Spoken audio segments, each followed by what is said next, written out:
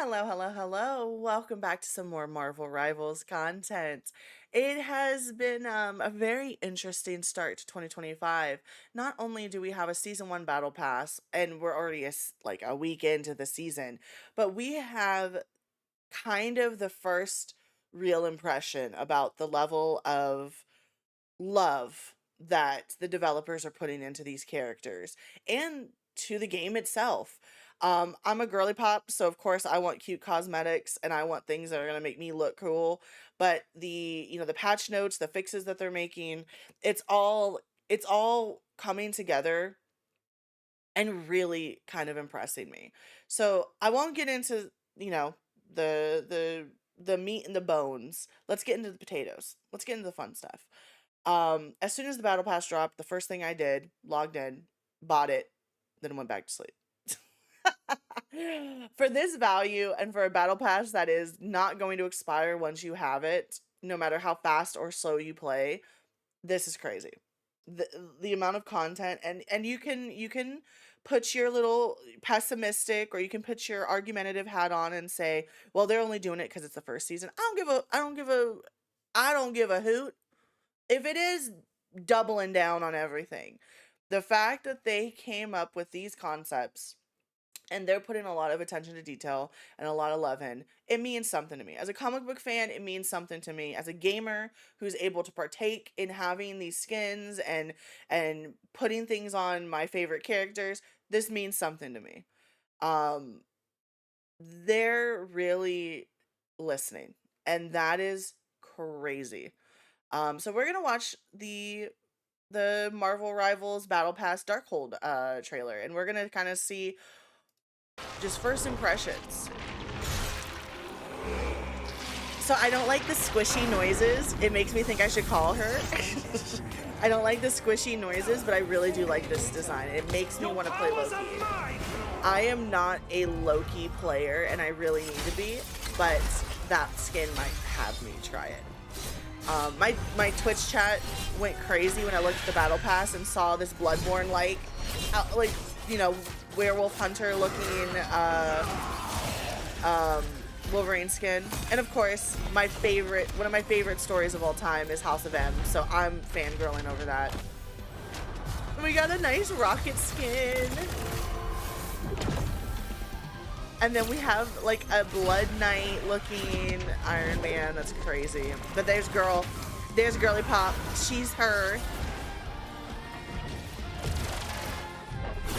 The Adam Warlock fans are eating.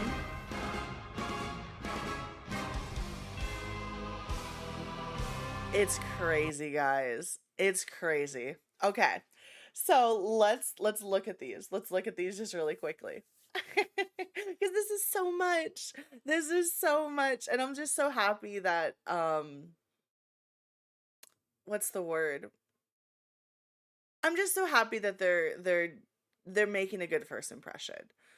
Even if you half these, even if you half these for season 2, this is wild. Like, the details of these are wild. So let's talk about it. So on the left we have Moon Knight, and it's such a sleek outfit. I love the onks on the knees with the red. I love that it's highlighted. I really like the visual design. So if you look at the characters, all of them have like little patches of like red, like not patches, but like strings and highlights of like, you can kind of see them, like little red and teal colors to kind of add visual impact. So that's cool. Like if you look at someone's hair, they might have like a random red streak, for example. Modders did remove the Bagman skins paper bag, and we saw what Peter Parker looked like underneath the mask, and it was like nice little red highlights, and it doesn't take away from it. So I personally like the visual design and the sharpness of like the outfits. So with Moon Knight, I really do like I just like that they balance the white and black, but then they put in the red and then like light very, very light blue. So like a cyan color. So like the eyes are white instead of like being blood red or something cliche like that.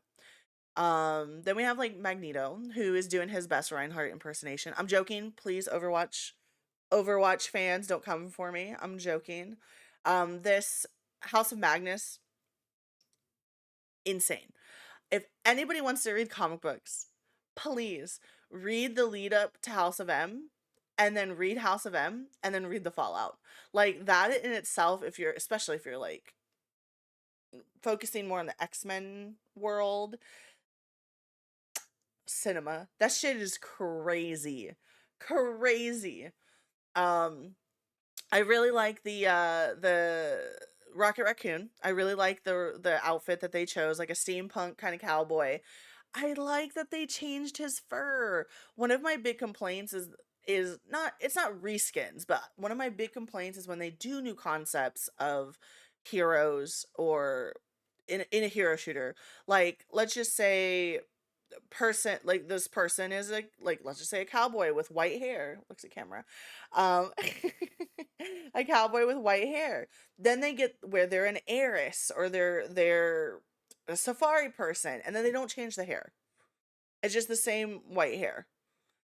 I like when skins really go all in. So changing the fur color for Rocket to like a ginger color, that's really cool and it helps kind of stand out. If I'm spending money, I want to stand out because like, you know, that's why I bought the fucking skin. Namor. So Namor is my main DPS. Um I I don't, he doesn't have that many fits in my opinion. There's only so much you can do. So I do like that we have a like a low changing kind of, it's still Namor, like we're not changing who it is, but it's like a more regal Namor. So I'm excited to cop that one. That's like on page 4, I think, of the battle pass. I'm super excited about that one. Then we have our Wolverine, who looks like he just stepped out of old Yarnum, and I love it. I love the details. I love the chains, all of the embellishes on the hat. Just it's just so cool, and I love the fur in the back as well. I love the fur details. Then we have our favorite trickster Loki, and I can't remember the name of the skin, so I do apologize. But it's very null. It's very like organic life form. The only thing I don't like is that it makes squishy noises. So when I'm playing on the headset, I'm just like, "Oh, this is so awkward. Did I leave a tab up? What the hell is this?" It's very squishy, but I think it's so sick. Like they changed his helmet to be like, it looks like it's organic. Like it's not uniformed. It's not a curved, they're not curved horns that look like they're made of bronze and stuff like that. Like they have like the sharp cuts. Um it's really cool, and the staff is badass. The fucking staff. He needs to clip those nails though. The girlies know. Iron Man I could do without. I feel like they needed to add something. It is cool. I do like the skull details and the focus on the black and gold as opposed to a red and gold or a burgundy and gold like he usually does. I think it's really cool. I like that a bunch. But I just it's just not for me. It's not for me. It's cool. I like it. It's just not for me. Now, guys, the Adam Warlock fans, y'all are eating with this skin. Look how fucking badass it is. I love all of the details. The color scheme is just, it fits the theme so well, but it doesn't distract from it. I really like that I'm gonna be able to listen, as somebody who goes against Adam Warlocks a lot, I'm gonna be very happy that I can pick him from the crowd now that he's like, you know, a little bit more covered with the red.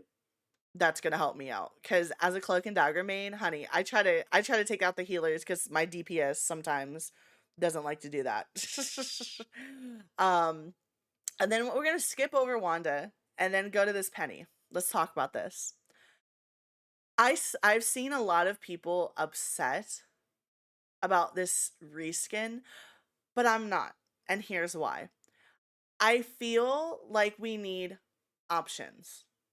I'm okay that we're getting all of this, and kind of like the only real reskin that we get is one character. Penny has an amazing design. But the thing is, Penny also, because of this design, is a little bit harder to kind of come up with concepts.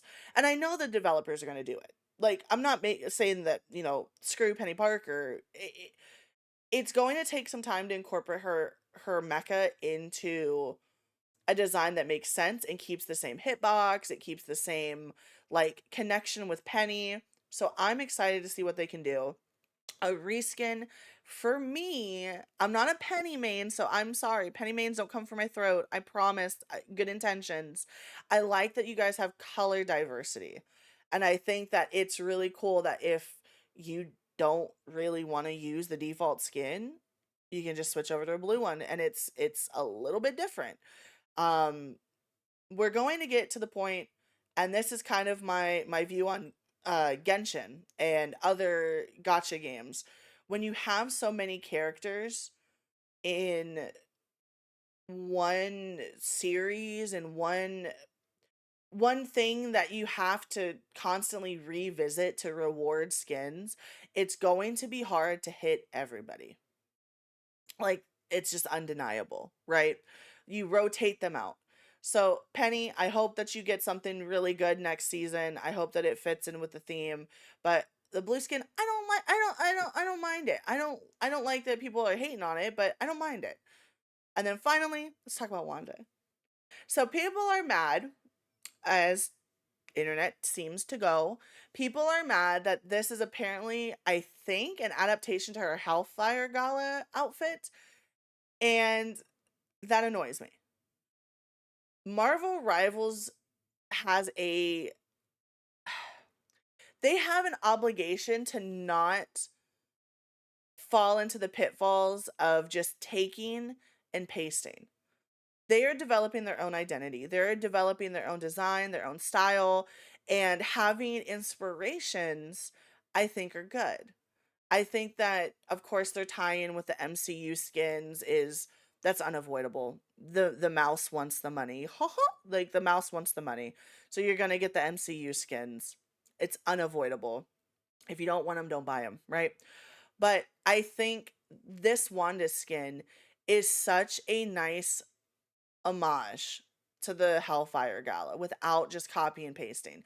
Just like this isn't exactly uh Magneto's outfit in House of M. Like, I think that this is a nice adaptation. I love the horns, like the masks that look like horns rather. I love the Romani inspiration, especially at the waistline. I really love this.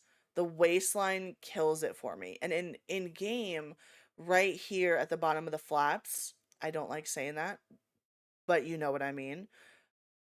This is a gradient. Like, this is a moving gradient. It's so gorgeous, and her hair render is gorgeous. I think that they did a lovely job of making it their own. So taking the concept of a Hellfire Gala outfit and making it their own. And who knows? Down the line, they might be doing, like Thor, for instance. They're doing classic Thor, in the event for season 1. They might go and find the original Hellfire Gala outfit, or they might go and get there's just so many options that we don't know about. It's too early to tell. I don't mind them giving their own personality and their own spin on things, because these are all displaced heroes and villains. Like, these are all people from different, quote, universes with different things that have happened to them that might be a little bit different than the 616. It's okay. I like it. I'm remaining immensely optimistic about everything Marvel Rivals has done, only because I'm seeing the efforts. I'm seeing the way that they're breaking the monetization with the battle pass. I'm seeing the creative efforts that they're putting with their heroes, and I'm seeing the way that they're reacting to the community gameplay suggestions. So I think, especially right now, the battle pass, um, I just want to kind of reiterate, because I had people in my Twitch chat. We stream this, by the way. We stream Marvel Rivals quite often, and we do a lot of community nights. So if you want to join at twitch.tv/jemglam, you can play on stream with me sometime. Anyways, the reality is, when it comes to this, they have a lot of things that are coming, like, coming out at sprinkled marketing times. They've talked about this battle pass since the beginning, but somehow there was some lost in translation moments. If you want to have the battle pass and fill it out at any time, you have to buy it. I just want to kind of throw that as a blanket statement. I had a few people in my chat wanting to go back and get the season 0 because they heard it never expired. It only never expires if you buy it. So if you don't want to really spend the money, but you want some of these skins, wait until the end of the month, purchase that $10, and then just grab the battle pass. Um, you will not be able to go back and finish any other battle passes unless you have bought it. Like, period. End of story. But overall, I think that this is just a really good start to this game. I'm happy. I think that this, especially with the new characters coming as well, we haven't even talked about them. I mean, I did. I talked about, Invisible Woman and Mr. Fantastic. If you like those videos, please go and drop a like and a comment. But we have so much coming up within the next 2 weeks. It's crazy. Like, or not 2 weeks, in like what, a month or so, when Johnny and Ben might drop. Either way, there's so much going on. Like, I have to follow so many news outlets to keep up. It is insane. So that's my first impression of the Darkhold. Well, not first, but that's my breakdown of the battle pass.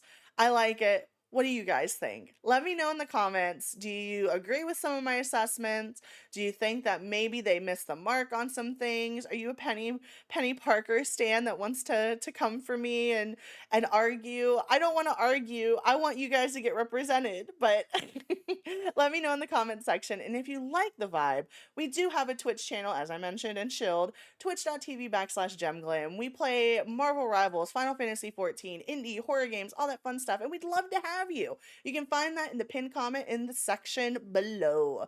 But until next time, bye-bye.